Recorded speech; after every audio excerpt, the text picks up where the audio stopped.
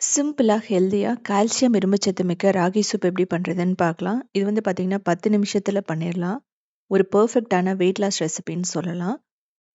இதுக்கு முதல்ல பேன்ல எண்ணெயோ இல்ல வந்து பட்டரோ போட்டுட்டு, வெங்காயம், பச்சை மிளகாய், இஞ்சி, கொத்தமல்லி, கேரட், பீன்ஸ், உப்பு, அதுக்கப்புறமா ரெட் சில்லி ஃப்ளேக்ஸ் போட்டுட்டு நல்லா ரோஸ்ட் பண்ணணும். நீங்க எந்த வெஜிடபிள் வேணாலும் போட்டுக்கலாம்.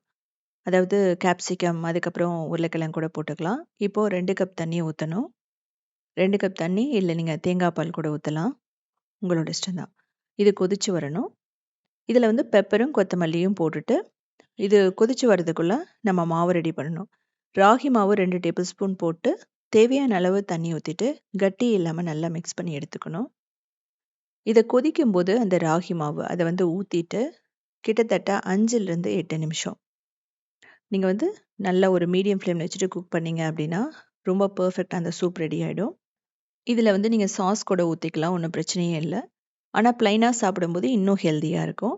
அது மட்டும் இல்லாம இத சாப்பிட்டீங்க அப்படின்னா, ஃபில்லிங்காவும் இருக்கும். ரொம்ப வந்து ஹெவியா இருக்காது.